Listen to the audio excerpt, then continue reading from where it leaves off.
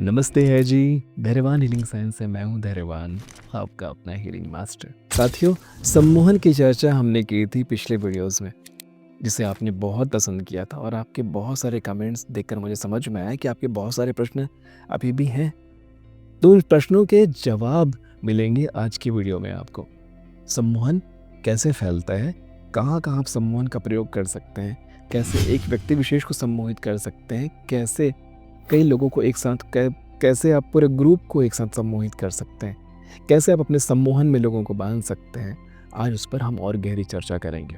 सबसे पहले आप ये जान लीजिए कि सम्मोहित आप किसी को नहीं कर सकते जब तक आप स्वयं को सम्मोहित ना कर सकें। ध्यान रहे, हर कोई सम्मोहन में है। पूरा चराचर ब्रह्म, ये पूरा संसार, हर कोई सम्मोहन में चल रहा है।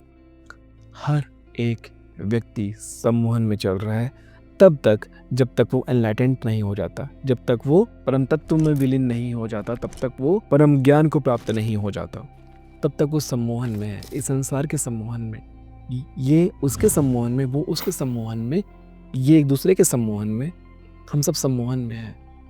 माता पुत्र के सम्मोहन में, पुत्र माता के सम्मोहन में, पति पत्नी के सम्मोहन में और प्रेमिका प्रेमी के सम्मोहन में। हम सभी सम्मोहन में हैं। तो इसका मतलब ये है कि सम्मोहन में रहना ही हमारी नियति है, हम सम्मोहन में रहना चाहते हैं। ध्यान रहे, सुख और दुख दोनों ही सम्मोहन है। यदि आप सुख या दुख को महसूस ना कर पाए, फील ना कर पाए, तो वो आपको पता भी नहीं चलेगा कि वो है। तो किसी को भी सम्मोहित करने के लिए आपको सम्मोहन को अपने अंदर बसाना होगा। जब तक आप खुद सम्मोहित नहीं हो सकते, आप किसी को सम्मोहित नहीं कर सकते। यानी कि यदि इस लकड़ी के डुंगल को ये स्वीकार कर लूँ कि ये एक गुलाब का फूल है, अगर मैं अपने अंतर मन से मान लूँ कि ये गुलाब का फूल है, तो मैं किसी को भी ये मनवा सकता हूँ कि ये गुलाब का फूल है। आप समझ पा रहे हैं ना? सेल्समैन्स को भी यही तो सिखाया जाता है। अपने प्रोडक्ट के बारे में इतनी गहरी जानकारी, इतना विश्वास दिलाया जाता है कि जब एक सेल्समैन को विश्वास होता है अपने प्रोडक्ट पर, तो वो दूसरों को भी विश्वास दिला पाता है। ये सम्मोहन ही तो है। यदि आप विश्वास करते हैं कि आप किसी से प्रेम करते हैं, गहरा प्रेम करते हैं, तब किसी और को भी विश्वास दिला सकते हैं। यही सम्मोहन है।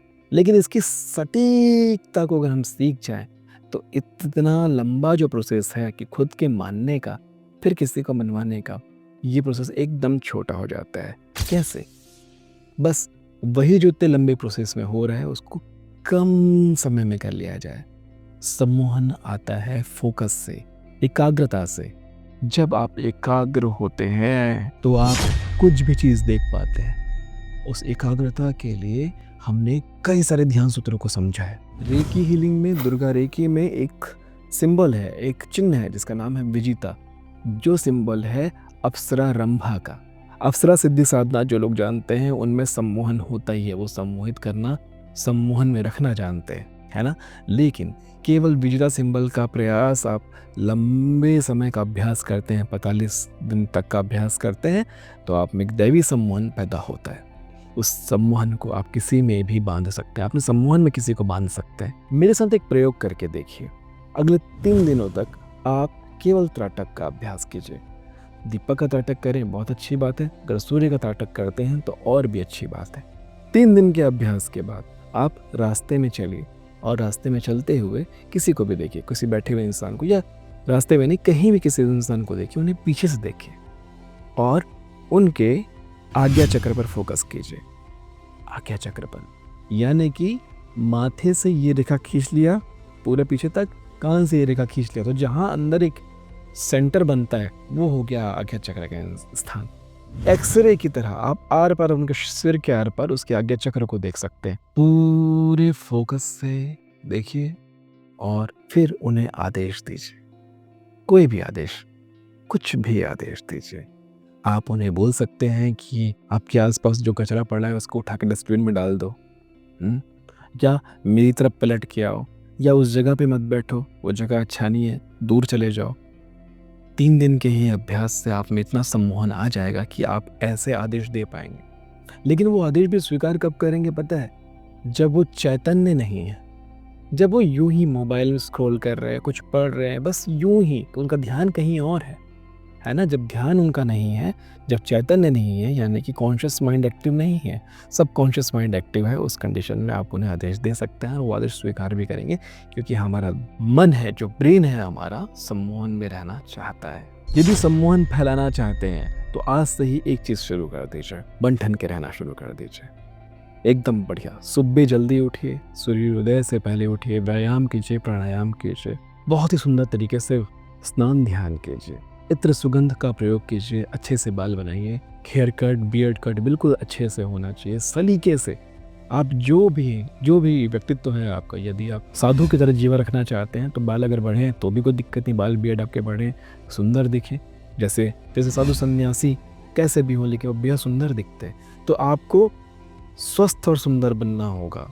अच्छा स्वास्थ्य, अच्छा सेहत, सुंदर मन सम्मोहन पैदा करता है। आपके लिए बहुत आसान हो जाता है। ऐसा नहीं है कि आप अघोरी की तरह रहेंगे और सम्मोहन नहीं कर सकते, बिल्कुल कर सकते हैं, लेकिन बहुत आसान हो जाता है आपके लिए जब आप बहुत ही अच्छे से सुंदरता से रहते हैं। लेकिन मेरी बात का गलत अर्थ नहीं लेंगे आप।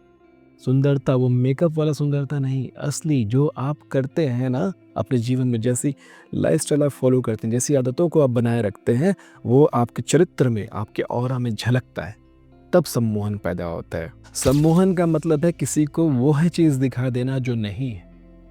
ये तभी संभव हो पाएगा जब आप असल होंगे। नकल को दिखाने के लिए आपको असल बनना पड़ेगा, और ज़्यादातर लोग यही गलती करते हैं, अपनी नकल का सम्मोहन बनाए रखते हैं, मेकअप लगा के, ऐसे कपड़े पहन के, वैसे कपड़े पहन के अपनी नकल का सम्मोहन बनाने की कोशिश करते हैं। नकल का सम्मोहन से असल पैदा नहीं हो सकता, बल्कि असल के सम्मोहन से नकल आप पैदा कर सकते हैं कहीं भी। ऐसा व्यक्तित्व हो जाता है आपका कि लोग आपको कॉपी करना चाहते हैं, लोग आपकी नकल करना चाहते हैं। सम्मोहन वाणी से भी होता है, तो आपकी वाणी में बहुत मिठास होनी चाहिए, गहराई होनी चाहिए। वाणी में मिठास के लिए आप शंखनाद का प्रयोग कर सकते हैं। रोज 3 बार शंख बजाएं, आपकी वॉइस, आपकी आवाज़ दिव्य हो जाएगी, गहरी हो जाएगी। और अगर शंखनाद नहीं करना चाहते तो हम